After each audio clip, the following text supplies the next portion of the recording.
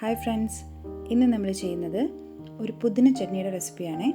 ഇഡ്ഡലിയുടെയും ദോശയുടെയും ഒക്കെ കൂടെ കഴിക്കാൻ അടിപൊളിയാണ് ഈ ചട്നി. അപ്പോൾ ഇതെങ്ങനെ ഉണ്ടാക്കുന്നത് നമുക്ക് നോക്കാം.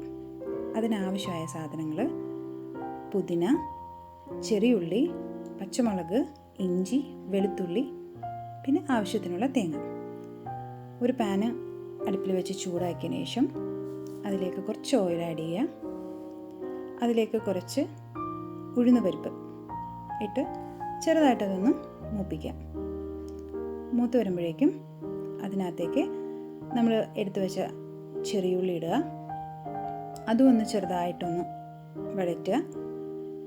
അതിനുശേഷം ചെറിയ കഷ്ണം ഇഞ്ചി, ഒരു 3-4 വെളുത്തുള്ളി, പിന്നെ എരിവിനാവശ്യമായ പച്ചമുളക്, കാന്താരി ഉണ്ടെങ്കിൽ അതും ചേർക്കാം കേട്ടോ.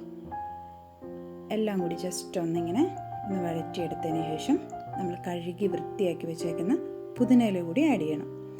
അതും ഒന്ന് നന്നായിട്ട് ഒന്ന് വഴറ്റിയെടുക്കുക.